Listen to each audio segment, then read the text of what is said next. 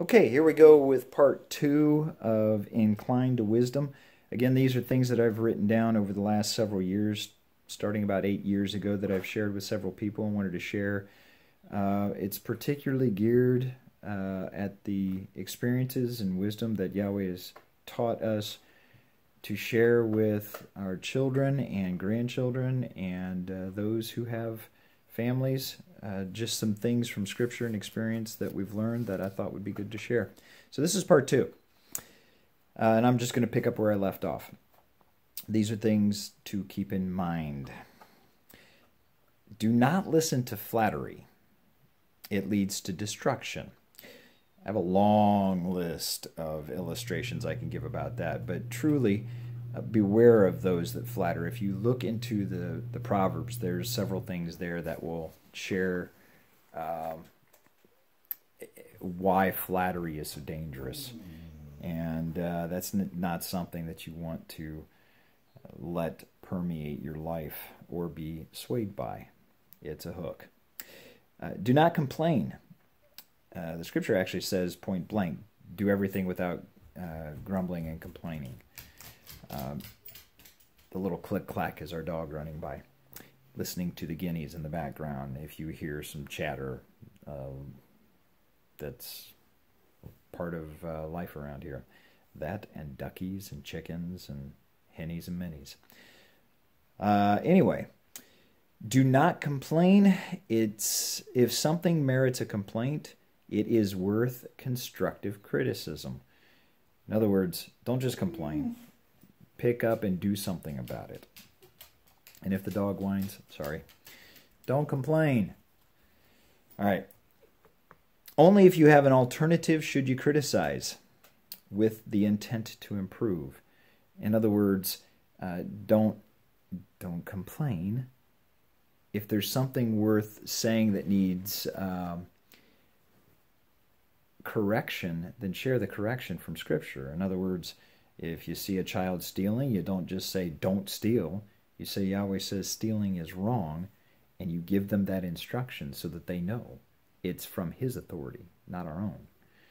Understand the difference between judging and criticism. Use discernment to manifest these. Criticism is subjective, based on experience. Judgment is objective, based on unalterable truth. That's a deep thought. I'm not going to explain all these things, but those are things that you need to consider as you mature and grow in wisdom. The Scripture is full of the explanation of these things. I'm just highlighting some things to consider. Within the realm of criticism, take into account the effort of others. This will become very clear when your child brings to you their work and says, "Do you like this, Daddy?" And always give your criticism with the intent to improve, not just point out an error. In other words, I've actually had people, it happened today, somebody shared a video with me. It is not a video I would share. It was not something that I liked the content of. The words in the music video were not something that I would pass along.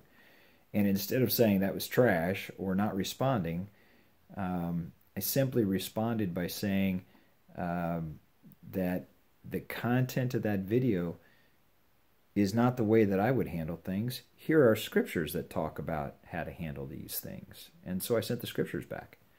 And the person said, hey, I'll have to look into those. So it wasn't just a critical review. It was constructive to say, here's what the Scripture says about the subject matter that this person is singing about. And especially if your children come to you with something, or even a spouse, you know, the proverbial, do I look nice in this? And they really don't. Or the child says, do you like my picture? And it's really ugly. You got to think about how you're going to respond to people. You don't have to be cold and heartless, but you don't lie. We went over that in the first video. Never lie. And there is a fine-tuning of how you can communicate something important without being a deceiver or a hypocrite or a liar. Do not expect others to do what you refuse to do. There is respect and love given to those who wash the feet of others to show how to serve. And remember, we're not above the Master Yeshua. He washed the feet of others. Envy is not permissible from a servant of Yahweh. Scripture says, godliness with contentment is great gain. Do not envy the wicked, for their end is destruction. Proverbs talk about that. Whenever possible, always solidify your statements and arguments with Scripture. Your words are not eternal, but Yahweh's are. So if there's an important subject matter, make sure that you're on the correct side of Scripture. Excuse my puppy as she whines. There's a couple more things I want to share before I wrap up this segment.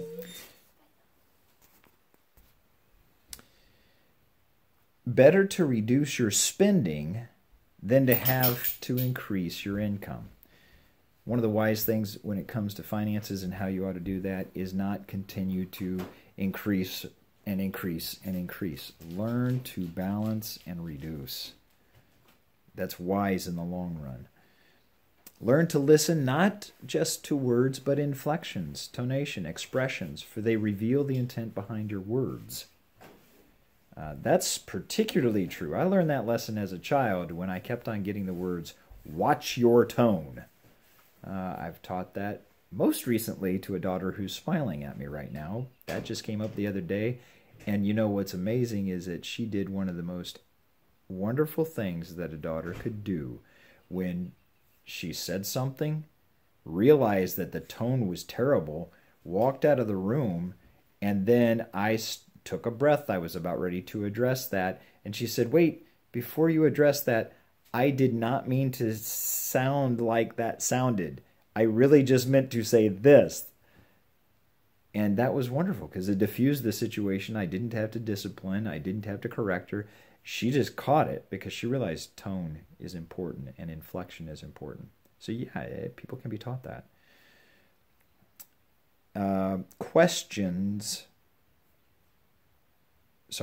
Question motivation, especially your own, knowing that, as Jeremiah says, the heart is deceptive above all. Who can know it? So, yes, motivation is critical. Your own motivation is critical. Examine your own and that of a spouse or child. Ask them why they do what they do and explain it when there's controversy or difficulty. Wisdom learns from all the mistakes and failures of others. A fool simply repeats them to his own shame. The Proverbs talk much about how a fool conducts himself versus wisdom. And that's why the Scripture is written. There are so many things that we can learn from those things, and they're written for our benefit and our admonition, both the positive and the negative. Okay, a few more things to add here, and then I'll be wrapping up. Have the courage to state what is true and right, especially to those you love. Don't concern yourself with what you think may be their reaction. If we are too concerned with how others would have reacted, much of what we've shared and taught with many people would have never been said. And that would have spelled great disaster and remorse for us and for that individual. Sometimes we talk ourselves out of saying something because we assume what a reaction is going to be when we really don't know. You need to speak the truth. Many times the trauma of making a hard decision seems greater than what it will be. You really don't know what the outcome will be. That is why you always need to be obedient to Yahweh. You will never regret being obedient. And when you're sick or ill, always examine your heart to make sure that there is no disobedience in your life. Sickness does not mean you have been disobedient. For instance, Job and Shaul, the apostle, Timothy, those guys had sickness, but it didn't mean that they were disobedient at the time. But sometimes it can mean that you have been disobedient. Revelation 2 talks about Jezebel and the condemnation that Yahweh gave to her and her children because of their sin. And they were thrown into a sickbed. So if you are sick, examine your heart and mind and make sure that that's corrected first and go from there. Study carefully the evidence of everything you know. If it does not stand up to the scrutiny of Scripture, set it aside. Do not concern yourself with how you will be perceived by others. Yahshua, along with the prophets and emissaries, were ridiculed. They were mocked, maligned, rejected, and even killed by their own friends and relatives. They stood in righteousness, and for that they are rewarded. And as Yahshua said, if they call the master Beelzebub or Satan, what do you think that they will call the servants? And we've recently even had people say that of friends of ours who've been righteous. They were actually called children of Satan. And nothing could be further from the truth. So you can expect that evil will come and attack the righteous. I want to show real quickly, I think I'll be able to do this, maybe. I'll try to hold this up. These are passages. I don't think it's going to focus on them. Well, I'll show it to you and you'll have to deal with it. Because I do not have the equipment to be able to do, a lot of video editing and all that kind of stuff. But what this is a page full of Scripture. What I did is I went through the Scripture and wrote down most of the Scriptures about what a husband and a father should do. I did the same thing with a wife. If this focuses, you may pause this video and take a look at what those passages are. We'll see. I did the same thing for children. And I've passed these scriptures along to family members and friends and our children. And then there's others. When you look at wisdom, another page full of just things that the Scripture says about wisdom. I'm going to quote a couple of these real quickly. But how we ought to incline or tend towards wisdom. For instance, understanding what the fear of Yahweh is, how it's the beginning of wisdom. Look at those different passages. One of the things you need to know what Yahweh desires, what he loves, what he hates, what he says he despises or says is abominable, what he says is good, lovely, praiseworthy, what he says is noble. Find out what he says and consider, not just consider, but definitely make that your pattern of living.